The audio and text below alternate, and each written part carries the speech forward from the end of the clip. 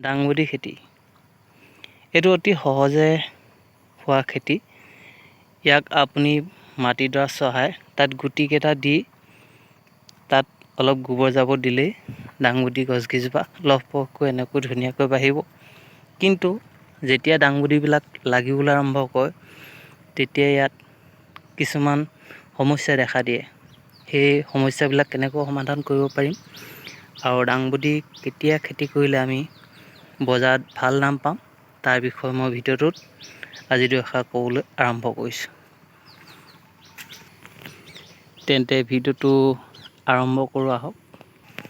নমস্কাৰ, মই ৰুবুলে অন্য এটা ভিডিঅ'লৈ আপোনাক পুনৰ স্বাগতম জনাইছোঁ। আশা ৰাখিছোঁ আপুনি কুশলে আছে। আজি ভিডিঅ'টোত ডাংবডি খেতিৰ বিষয়ে ক'বলৈ লৈছোঁ। যিহেতু ডাংবডি যদি আমি খেতি কৰোঁ, ই অতি সহজে হোৱা খেতি হ'লেও ইয়াত কিছুমান সমস্যা আছে। সেই সমস্যাবিলাক কি আৰু কেনেকৈ তাক আমি প্ৰতিৰোধ কৰিব পাৰিম তাৰ বিষয়ে মই ক'বলৈ লৈছোঁ। তেন্তে আহক ভিডিঅ'টো আৰম্ভ কৰোঁ।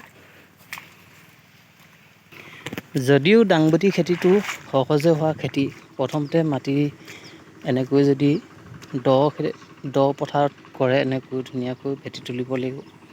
এতিয়া যি খেতিয়ে কওক এনেকৈ ধুনীয়াকৈ ভেটি তুলি ল'ব লাগিব যাতে পানী জমা নহয়। দ্বিতীয়তে যিডোখৰ জেগাত আপুনি গুটিটো ৰোপণ কৰিব ধুনীয়াকৈ চহাই ল'ব আৰু মাটি ইয়াত শুকান গোবৰ মিহলি কৰি ল'ব। যিমানে ধুনীয়াকৈ চহাই ল'ব তাত যদি ভালকৈ গুটিটো ৰোপণ কৰে তেতিয়াহ'লে এইটো সময়ত ডাংবডি ইমান ধুনীয়াকৈ বাঢ়ি আহিব, আপুনি দেখিয়ে মনটো ভাল লাগি যাব। ডাংবডি খেতি আমি প্ৰথম ছিজনত আগতীয়াকৈ কৰিছোঁ বুলি ভাবিলেও যেতিয়া আমি ডাংবডি খেতিখিনি কৰোঁ সকলোৱে একে সময়তে বজাৰত ডাংবডিবিলাক আমি নিয়াৰ কাৰণে বজাৰত দাম কমাৰ লগতে আমাৰ বিকিবলৈ অসুবিধা হয়। সেইকাৰণে আমাৰ খেতিয়কসকলৰ মন বেয়া লাগি যায়। কিন্তু এইটো সময়ত শাওণ মাহৰ প্ৰথম পৰা যদি আপুনি বজাৰত ডাংবডি বিকিব পৰা হয় তেতিয়াহ'লে বজাৰত আপুনি ডাংবডিখিনি বিকি ভাল পাব। আৰু সেইকাৰণে আমি ডাংবডিখিনি ভালকৈ খেতি কৰিব লাগিব। মই এইখিনি যিখিনি ডাংবডি দেখুৱাই আছোঁ এইখিনি এতিয়া এইটো অৱস্থাত ইয়াৰ ডাংবডি আপুনি যদি যিবিলাক চাইজ চাই বহুত ধুনীয়া হৈছে, তথাপিও ইয়াৰ আৰু এসপ্তাহ পিছতে ইয়াত বহুত সমস্যাই দেখা দিব। এইবিলাক চাওক ডাংবডি কিমান ধুনীয়া হৈ আছে। প্ৰথমতে এনেকৈ লাগে, যিহেতু মোৰ প্ৰথম অৱস্থাত আগৰ ভিডিঅ'ত আপোনালোকে দেখিছিলে ইয়াত তলত ধুনীয়াকৈ পৰিষ্কাৰ হৈছিলে, এতিয়া হাবি জংঘল পূৰা হৈ গ'ল। এইবিলাক যদি এতিয়া আপুনি যদি তলত চফা কৰি ইয়াত যদি গোবৰ জাবৰ দি নিদিয়ে তেতিয়া প্ৰথম কথাটো হ'ল ইয়াত অত্যাধিক পোকে আক্ৰমণ কৰিব। প্ৰতি চিৰা ডাংবডিতে এনেকৈ কলিৰ পৰা এইবিলাক কুটি দিব। এই ফুলপাহতে ইয়াত পোক ইয়াত ধুনীয়াকৈ ৰৈ ল'ব আৰু কুটি দিব। এইবিলাক আৰম্ভ হৈছে। সেইকাৰণে আমি তলখন চফা কৰি ৰাখিব লাগিব আৰু ইয়াত কীটনাশক দ্ৰব্য ছটিয়াই আমি ধুনীয়াকৈ ৰাখিব লাগিব। আৰু ডাংবডি যিমান সেৰেঙা হ'ব সিমানে ডাংবডি প্ৰডাকশ্যন ভাল হয় আৰু ইয়াৰ যিবিলাক ওজন বাঢ়ি যায়। ডাংবডি গছখিনি আপুনি যিমান ধুনীয়াকৈ ইয়াত সাৰ জাবৰ দিব বা ইয়াত তলবিলাক চফা কৰি ইয়াক মেইনটেইন কৰিব সিমান দিনলৈ ইয়াৰ ডাংবডিবিলাক লাগিব আৰু গছবিলাক দুদিনমান বেছি জীয়াই থাকিব।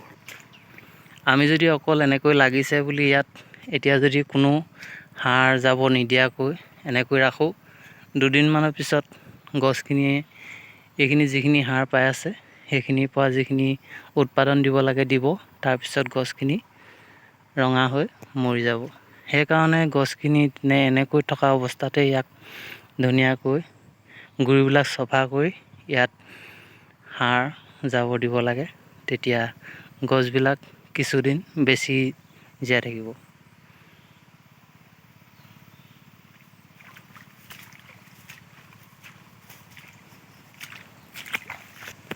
মোৰ ভিডিঅ'বিলাকত এডিটিং কৰা নাই কাৰণে অলপ হয়তো আপোনাৰ ভিডিঅ'বিলাক চাওঁতে আমনি লাগিব পাৰে, কিন্তু ইয়াক যদি আপুনি ভালকৈ লয় তেতিয়াহ'লে নিশ্চয়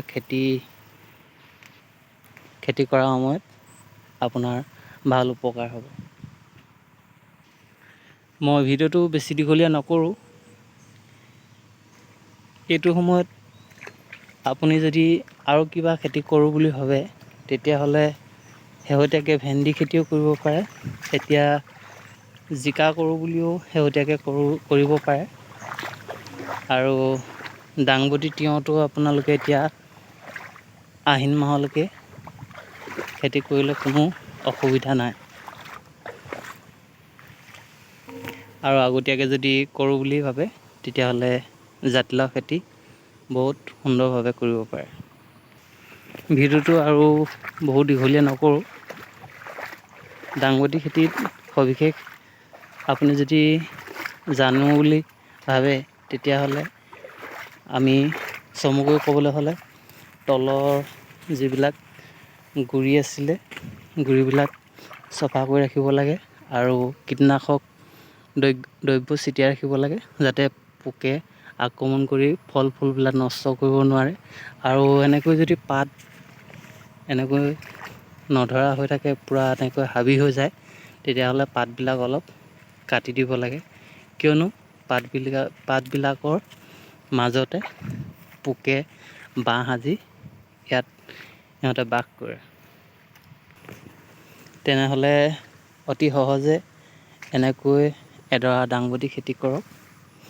আপোনালোকৰ যদি মন যায় নিশ্চয় খেতিডৰাৰ পৰা উপকৃত হ'ব বুলি আশা ৰাখি আজি ভিডিঅ'টো ইমানতে সামৰিছোঁ। ধন্যবাদ।